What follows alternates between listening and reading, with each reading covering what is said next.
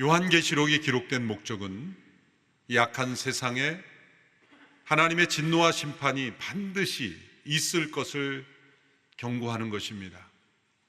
아울러 어린 양으로 구속함을 받은, 어린 양의 피로 구속을 받은 어린 양을 따르는 이들에게는 완전한 구원이 약속되어 있음을 깨닫게 함으로써 그들의 믿음을 격려하고자 하시는 것입니다.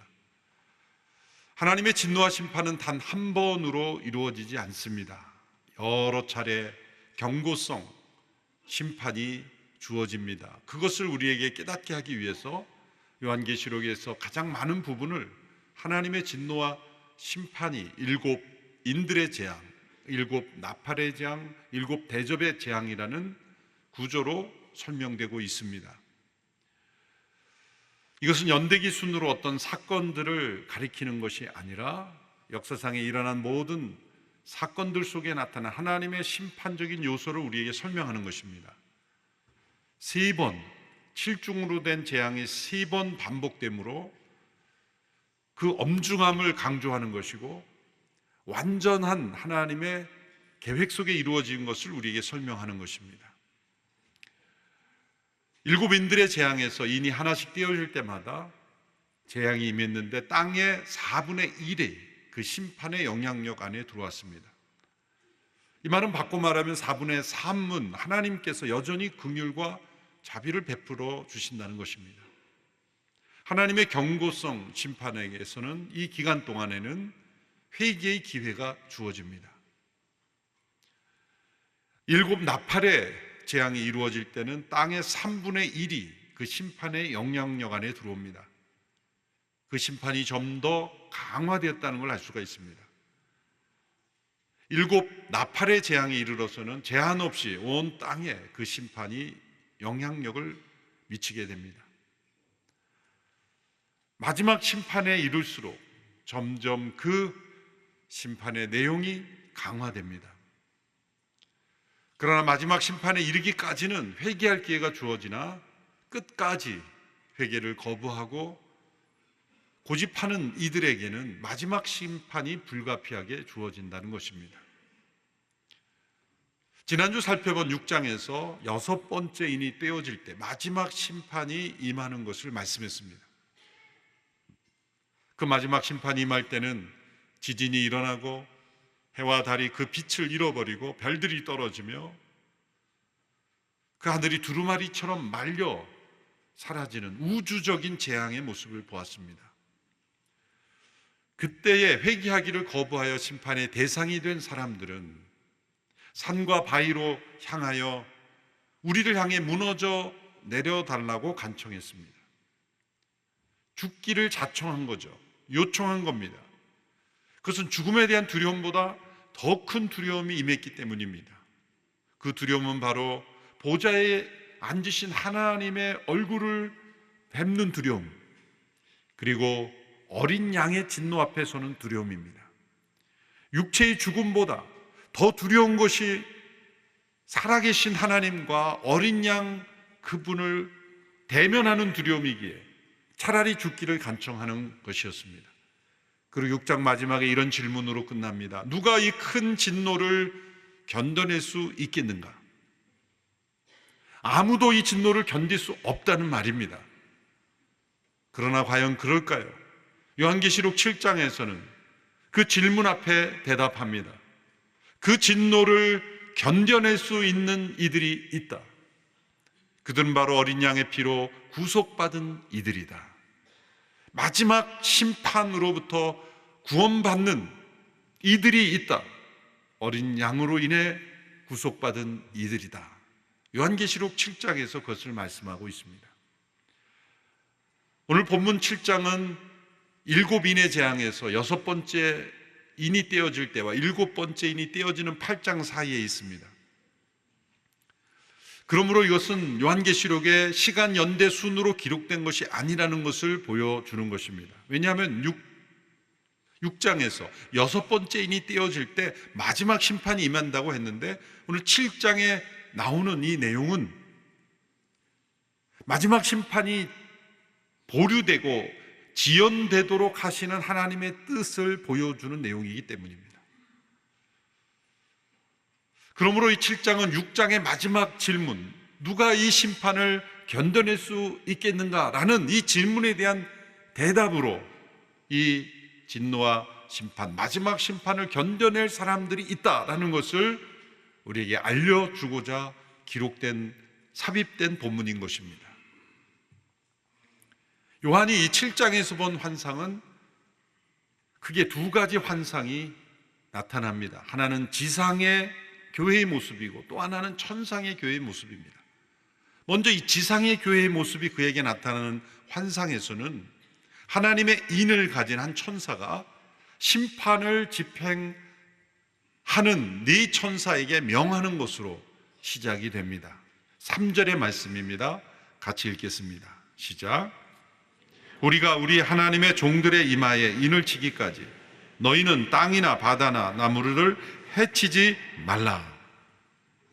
하나님의 인을 가진 천사가 큰 소리로 심판을 집행하는 천사들에게 심판을 지연할 것을 명합니다. 더 높은 권세가 있는 까닭은 하나님의 인을 가지고 있는 천사이기 때문이지요. 왜 심판을 보류시키는 것일까요? 하나님의 종들의 이마에 지금 인을 치고 있다. 이 인을 치는 작업이 끝나기까지는 최후의 심판이 집행돼서는 안 된다라고 하나님께서 그 뜻을 정하셨기 때문입니다. 마지막 심판이 임하기 전 그 심판이 보류되고 지연되도록 하신 하나님의 의도는 무엇일까요? 그것은 한 영혼이라도 더 회개하고 돌아오기를 기다리시는 것이기 때문입니다. 이 시대는 언제를 의미할까요? 바로 우리가 살고 있는 이 시대를 의미한 것입니다. 예수 그리스도께서 세상에 오셔서 십자가와 부활로 구원을 이루시고 승천하시고 다시 오실 것을 기다리고 있는 이때, 예수님의 초림과 재림 사이를 살고 있는 이 종말의 시대입니다.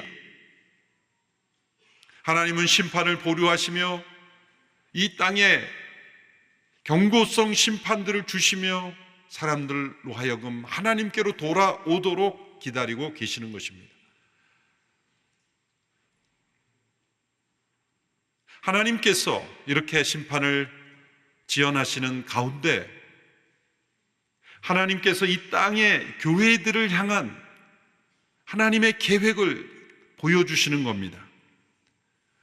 그래서 하나님께서 이 시대에 구속받은 이들에게 성령으로 말미암아 인치시는 일을 하고 있다는 겁니다. 이 인침이 무엇일까? 하나님의 종들의 이마에 인친다는 것, 이마는 잘 보이는 것 아닙니까? 분명히 나타나는 것입니다. 성경에서는 인침의 사역을 성령님의 역할로 말씀하고 있습니다. 에베소서 1장 13절 14절의 말씀을 함께 읽어보겠습니다. 시작. 그리고 여러분도 그리스도 안에서 진리의 말씀 곧 여러분을 위한 구원의 복음을 듣고 또한 그리스도 안에서 믿어 약속하신 성령으로 인치심을 받았습니다. 이 성령은 우리의 유업의 보증이 되시는데 이는 하나님의 소유된 백성을 구속하기 위함이며 또한 하나님의 영광을 찬미하도록 하기 위한 것입니다. 고린도후서 1장 22절도 함께 읽습니다. 또한 그분을 우리를 인치시고 보증으로 우리 마음속에 성령을 주셨습니다. 하나님께서 그의 백성들을 성령을 통해 인치십니다. 인침은 무엇을 의미합니까? 마음속에 큰 확신과 보증을 허락하신다는 겁니다. 그 보증은 무엇을 보증하는 겁니까? 마지막 심판에서 건짐을 받는다는 겁니다. 인침을 받는다고 해서 모든 이 땅의 재앙과 심판으로부터 면제받는 것은 아닙니다. 지난주 살펴본 4개의 말이 순서대로 등장하여 4가지 재앙들이 임했죠. 전쟁과 내전과 기근과 질병들의 재앙들이 이 땅에 일어나는 것, 그것은 하나님의 백성들도 다 함께 받는 것입니다. 그러나 마지막 심판은 건짐을 받는 것입니다. 마지막 심판으로부터 완전히 보호를 받는다는 보를 받는 백성임을 확인해 주시는 것, 그것이 인침이죠. 그리고 그것을 우리가 이 땅을 살면서, 지상의 교회로 살면서 확신할 수 있도록 하기 위해서 성령님께서 우리 마음속에 그런 확신을 주시는 겁니다. 그래서 이 인침을 받은 성도들은 세 가지를 보증받는 겁니다. 첫째로 하나님의 소유권을 보증하는 것입니다. 나는 하나님의 소유임을 확실하게 깨닫고 믿고 살아가는 것입니다. 어떤 물건에 도장이 찍혀 있으면 그 찍혀진 도장의 주인이라는 것을 알려주듯이 이마에 하나님의 도장이 찍혔으므로 나는 하나님의 백성이다 라는 분명한 소유권을 인정하는 인생이 되는 것입니다. 나는 누구인가? 라는 질문 앞에 역사의 수많은 사상가, 철학가들이 답을 해보려고 하지만 정답이 나오지 않는 것은 내가 누구에게 속한 존재인가를 깨달아야만 내가 누구인가를 알 수 있는 것입니다. 여러분은 누구입니까? 라고 질문하면 어떻게 대답하겠습니까? 여러분이 누구와 어떤 관계를 맺고 있는가가 여러분의 정체성을 결정짓는 것이죠. 이 땅에서는 부모가 누구이고 또 나와 관련된 사람들, 나와 관계 있는 사람이 나의 소속을 결정하듯이 그보다 더 중요한 것은 하나님이 나의 주인이시라는 의식, 그것이 나의 정체성인 것입니다. 예수 그리스도의 구속하심으로 우리는 하나님의 소유로 전적으로 드려졌습니다. 그것을 확신하는 것, 그것이 성령의 인치심의 역할입니다. 두 번째는 하나님께서 보호하신다는 것, 그러므로 안전하다는 것을 보증하시는 겁니다. 어디로부터요? 최후의 심판으로부터. 그래서 성령의 인침을 받은 사람은 담대합니다. 죽음도 두려워하지 않습니다. 영원한 심판으로부터 건짐을 받았기에 이 땅에서 일어나는 모든 일들에 대하여 담대할 수 있습니다. 하나님의 완전하신 구원이 약속되었다는 것을 우리의 마음속에 확신하기 때문입니다. 또한 셋째로 하나님의 백성임이 확실하다는 것을 보증해 주시는 겁니다. 하나님의 다스리심을 받는 하나님 나라의 백성이라는 것을 확신할 때 우리의 믿음은 흔들리지 않습니다. 이렇게 하나님의 소유이심을 또 하나님의 보호하심을 그 마음속에 깊이 체험하는 인침받은 사람들을 14만 4천 명이라는 음성이 들려옵니다. 14만 4천 명. 그래서 오늘 본문에 보면 유다 지파부터 베냐민 지파까지 12,000명씩 각 지파별로 그렇게 인원을 세서 14만 4천이라고 합니다. 이것은 문자 그대로 구속받고 인침을 받은 사람들이 14만 4천 명이라는 뜻이 아닙니다. 우리나라에 있는 어느 이단 사이비가 이렇게 구원받는 성도들이 14만 4천 명이라고 가르치면서 사람들을 현혹하는 것은 거짓말입니다. 이것은 상징적인 숫자로 우리에게 메시지를 주는 겁니다. 왜 14만 4천인가? 구약의 12지파와 신약의 12사도 12 곱하기 12가 144고 거기에 충만한 완전수인 1000을 곱하여서 14만 4천이 되는 겁니다. 이것은 완전수를 의미하는 거예요. 무엇이 완전하다는 것일까? 하나님께서 택하여 구원하시기로 작정하신 모든 사람들은 반드시 완전히 구원받는다는 겁니다. 한 영혼도 사단에게 빼앗기지 않는다는 겁니다. 예수님께서 이렇게 말씀하셨죠. 하나님께서 내게 주신 자는 결코 빼앗기지 아니한다. 하나님의 생명책에 기록된 모든 백성들은 반드시 하나님께서 안전하게 지키신다는 겁니다. 한 영혼도 실수 없이, 사고 없이, 어떤 공격에도 그 하나님께서 택하여 구원하신 백성들은 안전하다는 것, 그런 의미에서 이 완전수를 사용한 것입니다. 예수님께서 지금 부활 승천에서 하신 일이 있습니다. 구원받은 백성들이 들어갈 처소를 예비하고 계신다 그랬습니다. 그 주께서 예비하신 처소는 완전히 차는 것입니다. 미분양이 없습니다. 오기로 했는데 못 오는 사람 없습니다. 완벽하게 구원을 받는 것입니다. 그 완전한 하나님의 구원을 강조하기 위해서 완전수를 사용하고 있는 것입니다. 또한 우리에게는 이런 확신이 있습니다. 로마서 8장 38절 39절의 말씀이죠. 함께 읽습니다. 나는 확신합니다. 죽음이나 생명도 천사들이나 악마들도 현재일이나 장래일이나 어떤 능력도 기쁨이나 다른 어떤 피조물도 그리스도 예수 우리 주 안에 있는 하나님의 사랑에서 우리를 끊을 수 없습니다. 끊을 수 없습니다. 하나님의 완전하신 구원, 그것을 허락하심을 14만 4천으로 표현했어요. 그런데 또 한편으로 이 14만 4천이라는 숫자가 의미하는 것은 각 지파별로 12,000 이렇게 카운트하는 것은 마치 민수기를 읽는 것 같습니다. 각 지파별로 몇 명.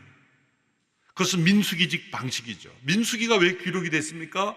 그것은 약속의 땅을 정복하러 가기 위해서 군사력을 확인하기 위해서 백성의 수를 헤아린 것입니다. 그러므로 24만 4천은 지상의 교회로서 하나님의 영광을 위해서 싸우도록 부르심을 받는 하나님의 군대를 의미하기도 합니다. 이마에 인을 치었다는 것, 그것은 하나님의 군사로서의 정체성을 또 보여주기도 하는 것입니다.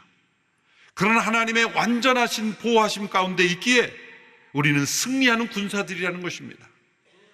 세상의 힘과 무력으로 승리하는 것이 아닙니다. 어린 양께서 십자가에 자신을 희생하심으로 승리하신 것처럼 바로 그런 방식으로 승리하는 것입니다. 교회가 십자군이 되어서 세상을 정복하는 게 아니라 순교자들이 되어서 승리하는 것입니다. 소아시아 7교회 핍박 속에 순교하고 있는 성도들이 이 말씀을 볼 때 하나님의 완전하신 보호하심이, 완전한 구원이 그들에게 보장되었다는 이 말씀이 그들에게 얼마나 큰 힘이 되었겠습니까? 그리고 그 믿음을 가지고 그들이 기쁘게 순교할 수 있는 백성들이 되는 것입니다. 어린 양께서 십자가에 죽으신 바로 그 방식으로 우리도 또한 승리를 경험할 것이다, 그런 확신을 주었던 거죠. 초대교회 지도자였던 더틀리라는 분은 순교자들을 기억하며 이렇게 말했습니다. 우리가 승리할 때는 죽임당하던 때다. 죽임당하던 때가 우리가 승리할 때다. 장작불에 화형으로 죽임당하던 성도들은 이렇게 외치며 죽어갔습니다. 여기에 둘러싼 이 불과 나무는 종려나무로 수놓아진 승리의 전차와도 같다. 그들이 순교하는 죽음이 곧 승리의 죽음이라는 것이죠. 이 14만 4천이 보여주는 것은 완전한 구원을 약속받은 이들이 이 지상에서 전투할 때, 악과 싸워, 죄와 싸워 이길 때 반드시 승리한다는 것을 약속하는 거예요. 그런데 이제 9절에서 17절까지를 보면 요한이 또 다른 환상을 보게 됩니다. 그것은 지상의 교회에서 천상에 있는 교회로 올라갑니다. 두 개의 환상이 서로 대조를 이룹니다. 1절에서 8절은 지상에서 전투하는 교회의 모습을 완전한 구원을 약속받은 이들로서 14만 4천 명으로 표시했다면, 9절에 17절은 천상에서 안식하는 교회의 모습입니다. 그것은 영원한 경배를 드리는 백성들의 모습입니다. 그들을 가리켜 아무도 셀 수 없는 큰 무리라고 표현했습니다. 그러면 14만 4천과 셀 수 없는 큰 무리는 같은 이들입니까? 다른 이들입니까? 같은 이들을 말하는 겁니다. 앞에서는 완전수로 표현함으로써 이 땅에서 전투하는 교회나 하나님의 완전하신 보호하심에 있는 교회를 그러므로 승리할 수 있다는 것을 보여주고, 이제 천상에서 안식하는 모습은 영원히 경배드리는 모습, 그들은 아무도 셀 수 없는 큰 무리라고 했습니다. 하나님께서 아브라함에게 별을 세어보라, 누가 셀 수 있느냐, 별을 셀 수 없는 것처럼 너의 후손도 이렇게 셀 수 없이 많게 될 것이라는 그 약속대로 셀 수 없는 큰 무리가 천상에서 종려나무 가지를 들고 보좌 앞과 어린 양 앞에서 큰 소리로 경배를 드립니다. 구원은 보좌에 앉으신 우리 하나님과 어린 양께 속한 것입니다.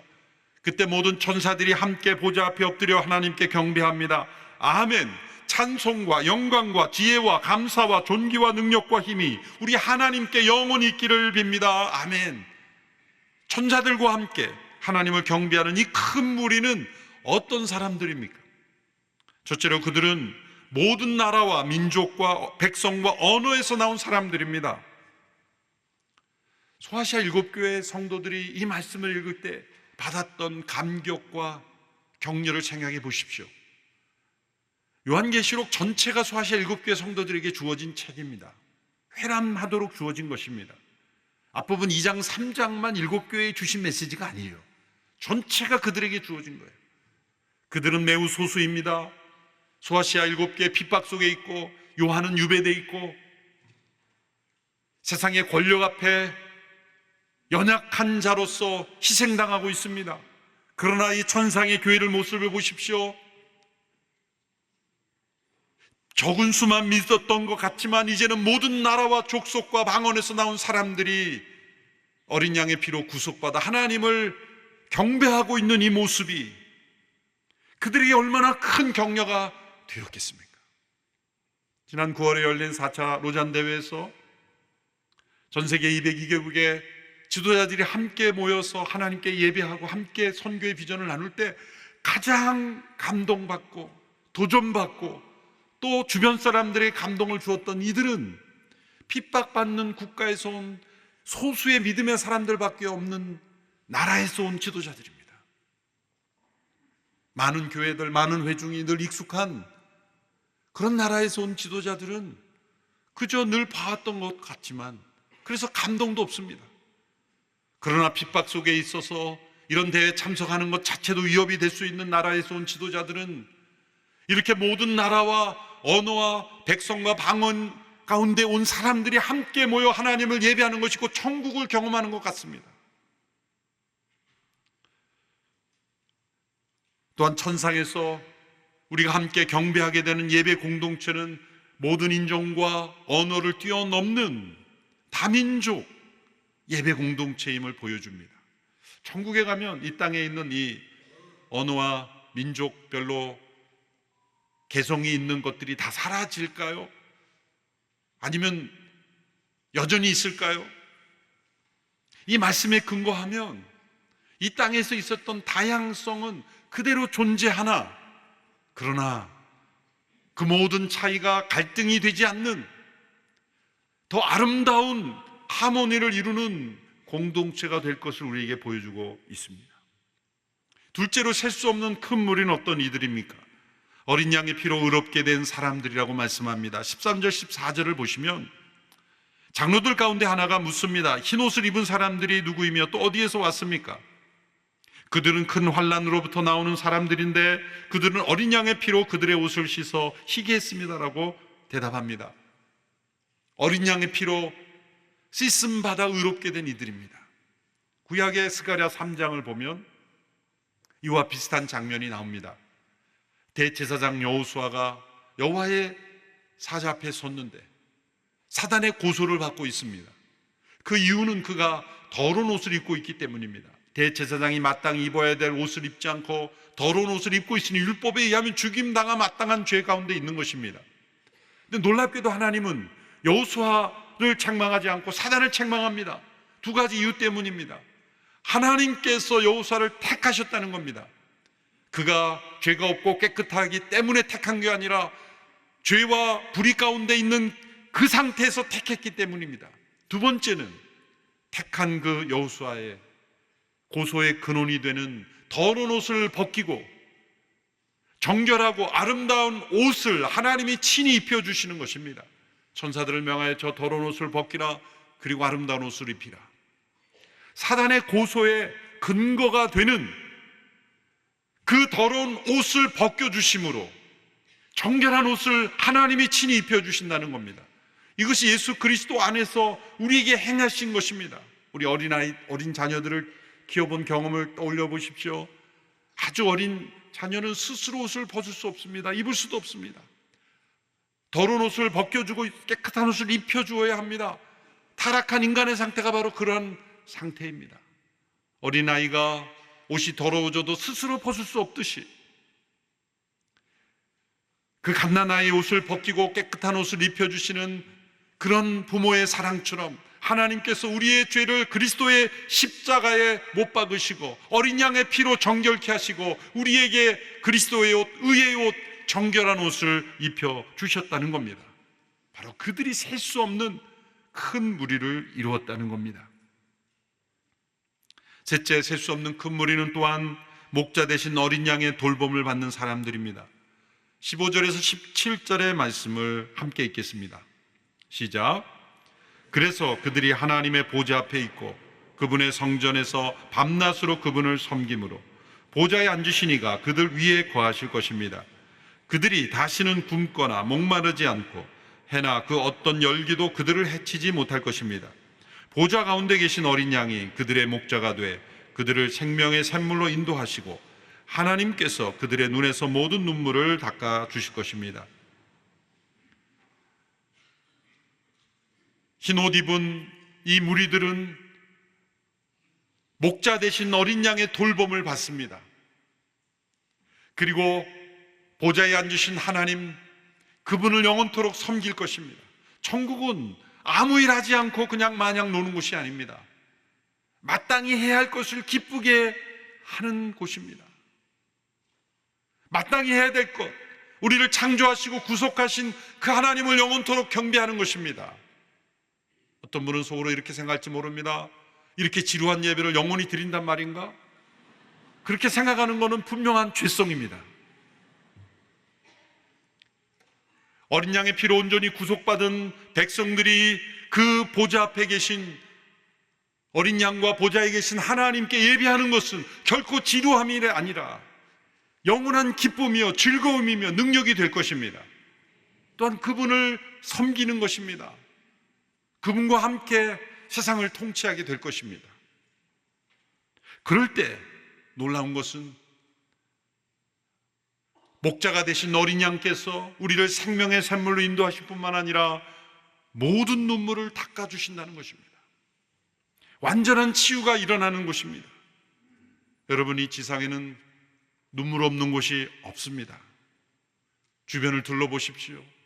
사건, 사고, 전쟁과 재난, 지진으로 눈물이 없는 곳, 사람들이 없습니다. 굶고 목마르고 여러 가지 해로움을 받는 많은 사람들의 눈물이 있습니다. 또 어린아이부터 노년에 이르기까지 눈물이 없는 인생이 없습니다. 인생의 구석구석이 다 눈물의 연속입니다. 죄로 망가진 세상이기 때문입니다. 과학기술 문명이 발전하면 눈물이 씻어질까요? 엄청난 재물을 가지게 되면 이 눈물이 씻어질까요? 이 눈물을 씻을 수 있는 분은 오직 목자 되신 어린 양 한 분뿐입니다. 우리가 천상에서 영원한 경배를 드리며 하나님을 섬기며 목자의 인도를 받게 될 때 다시는 눈물 없는 그곳을 우리는 경험하게 될 것입니다. 그곳에 이르기까지 지상에서 우리는 죄악과 싸우며 전투하는 교회로 우리에게 주어진 완전한 승리를 확신하는 14만 4천의 하나님의 군대로 우리는 싸워야 하는 것입니다. 그러나 우리가 천상에서 우리가 영원토록 주를 경배할 것을 믿음의 눈으로 바라볼 때, 이 눈물 없는 곳에 우리가 소망을 둘 때 우리는 믿음으로 승리하게 될 줄로 믿습니다. 이 눈물 없는 곳에 소망을 두시기를 바랍니다. 그것이 눈물이 가득한 세상을 이기는 믿음의 비밀입니다. 어린 양의 피로 우리를 구속하셔서 우리에게 완전한 구원을 허락하시니 감사합니다. 지상에서 악과 싸우는 하나님의 군대로 부르심을 받아 이 믿음의 싸움을 승리하는 저희들 되게 하여 주옵소서. 눈물 없는 곳을 바라보며 천상에서 영원히 주를 섬기며 경배할 날을 바라봅니다. 이 환상이 우리의 믿음이 되게 하시고 상처 입고 어지럽고 혼란하고 고통스러운 이 세상을 이기는 믿음의 비밀이 되게 하여 주시옵시고 세상 속에 승리하는 저희들 되게 하여 주옵소서.